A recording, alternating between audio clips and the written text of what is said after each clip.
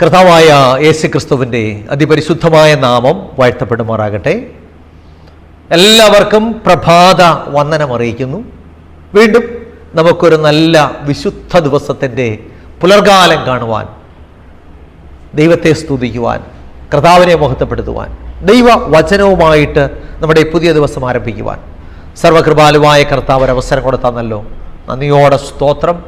നമ്മുടെ കർത്താവിന് നമുക്ക് ആയിരം നന്ദിയും സ്തോത്രങ്ങളും അർപ്പിക്കാം. ഇന്നത്തെ പ്രഭാത മന്നയുടെ ചിന്താവിഷയം നമ്മുടെ പൗരത്വം സ്വർഗത്തിൽ എന്നുള്ളതാണ്. നമ്മുടെ പൗരത്വം സ്വർഗത്തിൽ. ചിന്തയ്ക്ക് ആധാരമായി ഒരു വാക്യം വായിക്കാം. അപ്പോസ്തലനായ പൗലോസ് ഫിലിപ്പിയർക്ക് എഴുതിയ ലേഖനം 3-ാം അധ്യായം 20-ാമത്തെ വാക്യം. ഫിലിപ്പിയ ലേഖനം 3-ാം അധ്യായം 20-ാമത്തെ വാക്യം. അവിടെ എന്താ വായിക്കുന്നത്?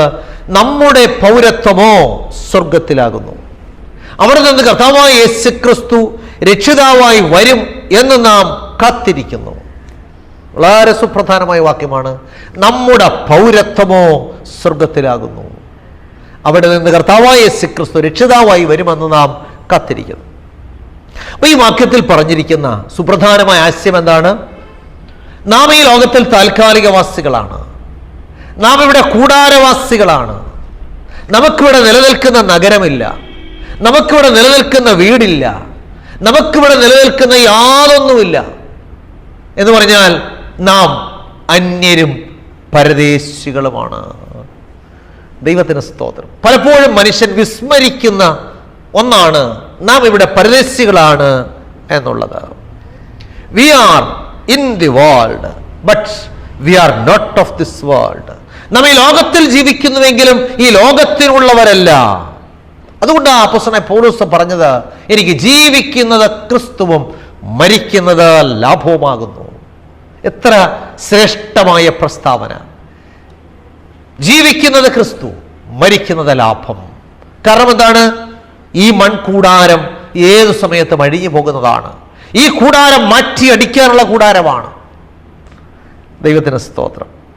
നമുക്കറിയാം, പാവങ്ങളുടെ അമ്മ എന്ന് വിശേഷിപ്പിക്കപ്പെടുന്ന മദർ തെരേസയെ കുറിച്ച് നമ്മൾ കേട്ടിട്ടുണ്ട്.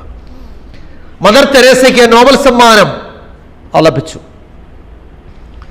ആ സമ്മാനദാന വേദിയിൽ മദർ തെരേസ പറഞ്ഞ ഒരു സുപ്രധാനമായ സ്റ്റേറ്റ്മെന്റ് എന്നെ വളരെ ചിന്തിപ്പിച്ചതാണ്. ആ അമ്മ പറഞ്ഞത് ഇങ്ങനെയാണ്: by blood and origin I am an Albanian, by citizenship I am an Indian, I am a Catholic nun. As to my calling, I belong to the whole world. As to my heart, I belong entirely to the heart of Jesus. മാത്രം ശ്രേഷ്ഠമേറിയ പ്രസ്താവന. ജന്മം കൊണ്ട് ഞാൻ അൽബേനിയക്കാരിയാണ്, എന്നാൽ പൗരത്വം കൊണ്ട് ഞാൻ ഇന്ത്യക്കാരിയാണ്. എല്ലാ ലോകത്തോടും ഞാൻ ബന്ധപ്പെട്ടിരിക്കുന്നു, എന്നാൽ എൻ്റെ ഹൃദയം അത് കർത്താവായ യേശുക്രിസ്തുവിനുള്ളതാണ്.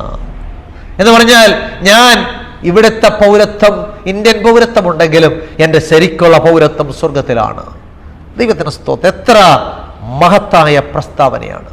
സീക്കേഴ്സ് എന്ന സുപ്രസിദ്ധ ഇംഗ്ലീഷ് കവിതയിൽ ഇങ്ങനെ പറയുന്നു: പ്രഭാതം മുതൽ പ്രദോഷം വരെ യാത്ര ചെയ്ത ഞങ്ങൾക്ക് എത്തിച്ചേരുന്ന ദൈവത്തിൻ്റെ പട്ടണത്തെക്കുറിച്ചുള്ള ചിന്തയാണ്. സൂര്യാസ്തമയ സമയത്ത് പടിഞ്ഞാറേ ചക്രവാളത്തിൽ കാണുന്ന മനോഹരമായ പ്രഭ, അത് സ്വർഗീയ ഭവനത്തിന്റെ വിളക്ക് പോലെയാണ് ഞങ്ങൾക്ക് തോന്നുന്നത്. എന്ന് പറഞ്ഞാൽ ഈ ലോകത്തിലെ യാത്രക്കാരായ ഓരോ വ്യക്തികളും അവന്റെ യഥാർത്ഥ ലക്ഷ്യം സ്വർഗരാജ്യമാണ്. നമ്മുടെ പൗരത്വം സ്വർഗത്തിലാണ്. ഒരിക്കല് ന്യൂയോർക്ക് തുറമുഖത്തേക്ക് വന്നുകൊണ്ടിരുന്ന ഒരു കപ്പലിൽ അമേരിക്കൻ പ്രസിഡന്റ് ആയിരുന്ന തിയോഡർ റൂസ്വെൽറ്റ് യാത്ര ചെയ്യുകയായിരുന്നു. അദ്ദേഹം 2 ആഴ്ചത്തെ വിനോദത്തിനായിട്ട് ചില ദ്വീപുകളിലേക്ക് പോയി മടങ്ങി വരുന്ന സമയം കപ്പൽ ന്യൂയോർക്ക് തുറമുഖത്ത് അടുത്തപ്പോൾ ധാരാളം ആളുകൾ പുച്ചണ്ടുകളും ആരവങ്ങളും ജൈവിളികളുമായിട്ട് അദ്ദേഹത്തെ വളഞ്ഞു. വളരെ വമ്പിച്ച സ്വീകരണം അദ്ദേഹത്തിന് ലഭിച്ചു. അതേ കപ്പലിൽ 40 വർഷം ആഫ്രിക്കയുടെ കുഗ്രാമങ്ങളിൽ സുവിശേഷ വേല ചെയ്ത് മടങ്ങി വരുന്ന ഒരു ദൈവദാസനുമുണ്ടായിരുന്നു. അദ്ദേഹം ഈ പ്രസിഡന്റിന് ലഭിച്ച സ്വീകരണമൊക്കെ ശ്രദ്ധിച്ച് നോക്കി. അദ്ദേഹം കപ്പലിൽ ഇറങ്ങിയപ്പോൾ അദ്ദേഹത്തെ സ്വീകരിക്കാൻ ആരും ഉണ്ടായിരുന്നില്ല. അദ്ദേഹം ചിന്തിച്ചു, 2 ആഴ്ചത്തെ സുഖവാസത്തിന് പോയിട്ട് അമേരിക്കൻ പ്രസിഡന്റ് മടങ്ങി വന്നപ്പോൾ അദ്ദേഹത്തെ സ്വീകരിക്കുവാൻ പൂച്ചെണ്ടുമായിട്ട് ആയിരങ്ങൾ. എന്നാൽ നീണ്ട 40 വർഷം ആഫ്രിക്കയുടെ കുഗ്രാമങ്ങളിൽ സുവിശേഷ വേല ചെയ്ത് മടങ്ങി വന്ന തന്നെ സ്വീകരിക്കുവാൻ ആരുമില്ലല്ലോ. അദ്ദേഹത്തിന്റെ ഹൃദയം വിഷാദം കൊണ്ട് നിറഞ്ഞു. പെട്ടെന്ന് ഒരു ദൈവശബ്ദം അദ്ദേഹത്തിന്റെ കാതിൽ മുഴങ്ങുവാനായിട്ടിടയായി തീർന്നു. മകനെ, സാരമില്ല, നീ വിഷമിക്കേണ്ട. നീ ഇതുവരെയും നിന്റെ സ്വന്തം ഭവനത്തിൽ മടങ്ങിയെത്തിയില്ലല്ലോ. പ്രിയമുള്ളവരെ, അവിടെ എത്തുമ്പോൾ നമുക്ക് ലഭിക്കുന്ന സ്വീകരണം അമേരിക്കൻ പ്രസിഡന്റിനോ ലോകത്തിലെ ഒരു പ്രസിഡന്റിനോ ലഭിക്കാത്ത അത്യുജ്വലമായ സ്വീകരണമായിട്ട് നമ്മുടെ കർത്താവ് നമ്മെ കാത്തിരിക്കുന്നുണ്ട്. അതുകൊണ്ട് അപ്പോലോസ് പറഞ്ഞത്, നമ്മുടെ പൗരത്വമോ സ്വർഗത്തിലാകുന്നു. നാം ഈ ലോകത്തിൽ താൽക്കാലികവാസികളും കൂടാരവാസികളുമാണ്. ഈ മൺകൂടാരം ഏത് സമയത്തും അഴിഞ്ഞു പോകും. ഒരു നിത്യമായ ഭവനം നമ്മുടെ കർത്താവ് നമുക്ക് ഒരുക്കുന്നുണ്ട്. അതുകൊണ്ട് ഈ താൽക്കാലിക ജീവിതത്തിൽ നിത്യമായതിനു വേണ്ടി വാഞ്ചിച്ചുകൊണ്ട്, ഉയരത്തിലുള്ളതിനു വേണ്ടി വാഞ്ചിച്ചുകൊണ്ട് ജീവിപ്പാൻ കർത്താവ് നമ്മെ സഹായിക്കട്ടെ. നമ്മുടെ ഹൃദയത്തിൽ സൂക്ഷിക്കേണ്ട വാക്യം, നമ്മുടെ പൗരത്വം സ്വർഗത്തിലാകുന്നു. ഈ നല്ല പ്രഭാതത്തിൽ ആ പൗരത്വം ലഭിപ്പാൻ, ആ നിത്യരാജ്യം അവകാശമാക്കുവാൻ നമ്മെ തന്നെ സമർപ്പിക്കാം. നാം എന്താണ് ചെയ്യേണ്ടത്? കർത്താവായ യേശു ക്രിസ്തുവിനെ നമ്മുടെ സ്വന്തം രക്ഷിതാവായിട്ട് സ്വീകരിക്കണം. നാം വെള്ളത്താലും ആത്മാവിനാലും ജനിക്കണം എന്ന് പറഞ്ഞാൽ വെള്ളത്തിൽ മുങ്ങി സ്നാനപ്പെടണം. ദൈവകൽപ്പനകൾ 10 അനുസരിച്ച് ദൈവവചനപ്രകാരം വിശുദ്ധ ജീവിതം നയിക്കണം. അങ്ങനെയായാൽ നമുക്ക് ആ പൗരത്വത്തിന്, ആ നിത്യരാജ്യത്തിന് അവകാശികളായി തീരുവാൻ സാധിക്കും. അതിന് കർത്താവ് സഹായിക്കട്ടെ. ഞാൻ പ്രാർത്ഥിക്കാനായിട്ട് പോവുകയാണ്. കണ്ണുകളടയ്ക്കാൻ പ്രാർത്ഥിക്കാം. അടിയങ്ങളെ ആഴമായി സ്നേഹിക്കുന്ന ഞങ്ങളുടെ നല്ല ദൈവമേ, സ്വർഗ്ഗസ്ഥ പിതാവേ, ഈ വിശുദ്ധ ദിവസത്തിൻ്റെ നല്ല പ്രഭാതത്തിനായിട്ട് സ്തോത്രം. ഇങ്ങനെകളെ കേൾപ്പിച്ച മാറ്റമില്ലാത്ത തിരുവചനത്തിനായിട്ട് സ്തോത്രം. കർത്താവേ, അടിയങ്ങൾ ഈ ലോകത്തിൽ അന്യരും പരദേശികളുമാണ്. ദൈവശില്പിയായി നിർമ്മിച്ച അടിസ്ഥാനങ്ങളുള്ള ഒരു നിത്യ നഗരം, ഒരു ഭവനം എൻ്റെ കർത്താവ് അടിയങ്ങൾക്ക് ഒരുക്കുന്നതിനായിട്ട് സ്തോത്രം. ഈ താൽക്കാലികമായ കൂടാരത്തിൽ പാർക്കുമ്പോൾ ആ സ്വർഗീയമായ ഭവനത്തിന് വേണ്ടി വാഞ്ചിച്ചുകൊണ്ട് പ്രത്യാശയോടെ ജീവിപ്പാൻ അടിയങ്ങളെ സഹായിക്കണമേ.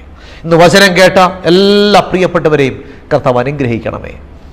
ഈ വിശുദ്ധ ദിവസം കർത്താവിനെ ആരാധിപ്പാൻ അടിയങ്ങളെ സഹായിക്കണമേ. വിശുദ്ധ ദിവസത്തിൻ്റെ മണിക്കൂറുകൾ വിശുദ്ധിയോടെ ആയിരിക്കാൻ സഹായിക്കണമേ. വിശുദ്ധ ദിവസത്തിൻ്റെ അനുഗ്രഹത്താൽ കർത്താവ് അടിയങ്ങളെ നിറയ്ക്കണമേ. യേശു ക്രിസ്തുവിൻ്റെ ധന്യമുള്ള നാമത്തിൽ ഏറ്റവും താഴ്മയായിട്ട് യാചിക്കുന്നു. അടിയങ്ങളുടെ പ്രാർത്ഥന കേൾക്കണം നല്ല പിതാവേ, ആമേൻ. കർത്താവിൽ പ്രിയമുള്ളവരെ, ദയവായി കർത്താവ് നമ്മെ എല്ലാം സഹായിക്കട്ടെ. എല്ലാവർക്കും അനുഗ്രഹിക്കപ്പെട്ട നല്ലൊരു വിശുദ്ധ ദിവസം ആശംസിക്കുന്നു. ദയവായി കർത്താവ് നമ്മെ സഹായിക്കുമാറാകട്ടെ. ആമേൻ.